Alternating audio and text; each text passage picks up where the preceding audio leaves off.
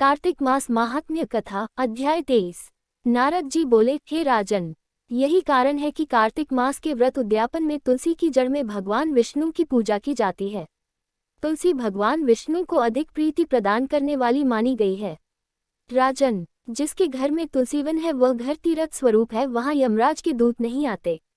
तुलसी का पौधा सदैव सभी पापों का नाश करने वाला तथा अभीष्ट कामनाओं को देने वाला है। जो श्रेष्ठ मनुष्य तुलसी का पौधा लगाते हैं वे यमराज को नहीं देखते। नर्मदा का दर्शन, गंगा का स्नान और तुलसी वन का संसर्ग, ये तीनों एक समान कहे गए हैं। जो तुलसी की मंजरी से संयुक्त होकर प्राण त्याग करता है वह सैकड़ों पापों से युक्त ही क्यों न हो तो भी यमराज उसकी ओर नहीं देख सकते। तुलसी को छूने से कामिक, वाचिक, मानसिक आदि सभी पाप नष्ट हो जाते हैं। जो मनुष्य तुलसी दल से भगवान का पूजन करते हैं वह पुनः गर्भ में नहीं आते, अर्थात जन्म मरण के चक्कर से छूट जाते हैं।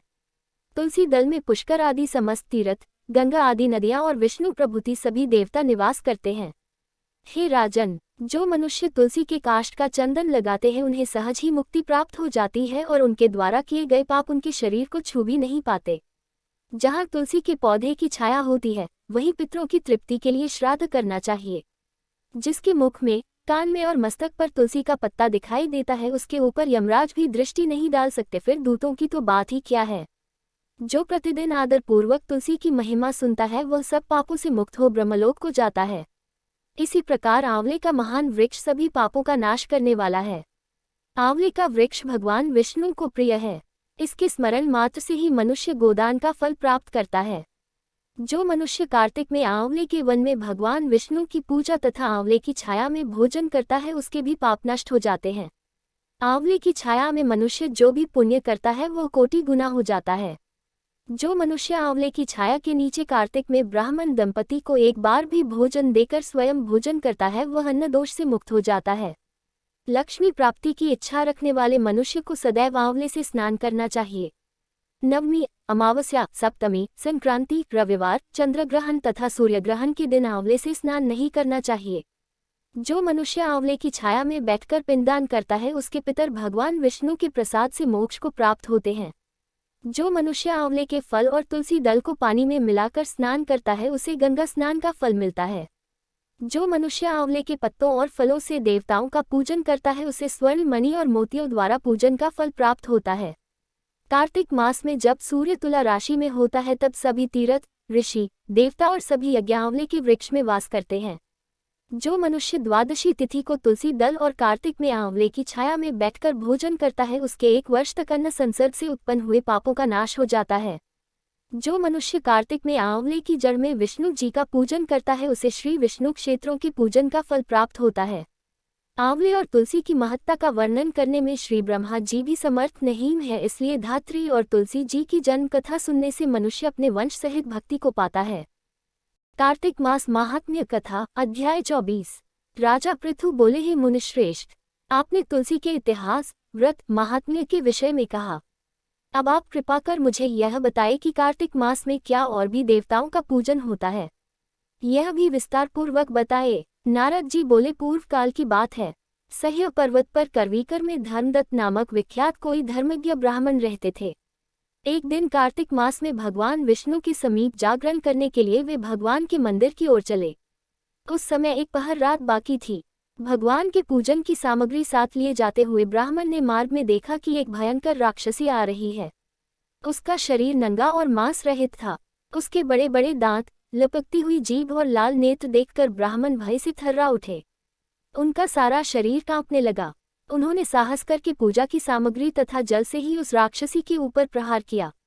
उन्होंने हरिनाम का स्मरण करके तुलसीदल मिश्रित जल से उसको मारा था, इसलिए उसका सारा पातक नष्ट हो गया। अब उसे अपने पूर्व जन्म के कर्मों के परिणाम स्वरूप प्राप्त हुई दुर्दशा का स्मरण हो आया।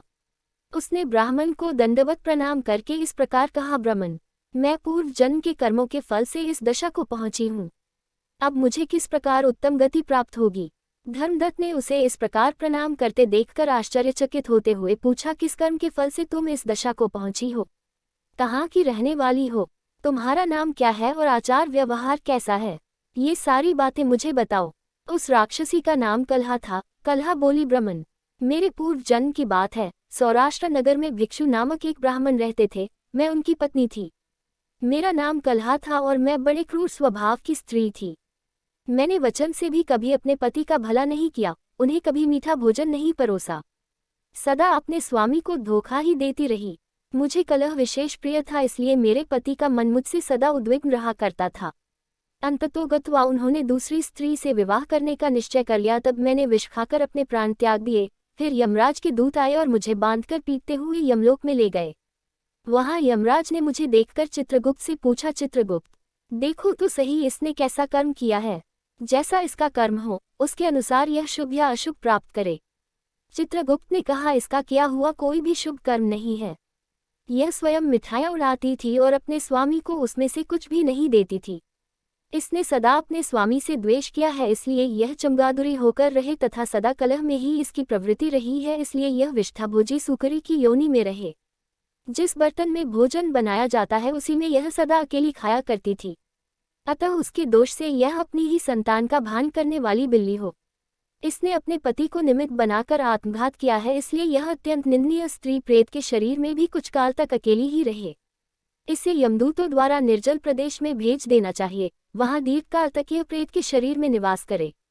उसके बाद यह पापिनी शेष 3 योनियों का भी उपभोग करेगी। कलहा ने कहा, विप्रवर, मैं वही पापिनी कलहा हूँ। इस प्रेत शरीर में आए मुझे 500 वर्ष बीत चुके हैं। मैं सदैव भूख प्यास से पीड़ित रहा करती हूँ।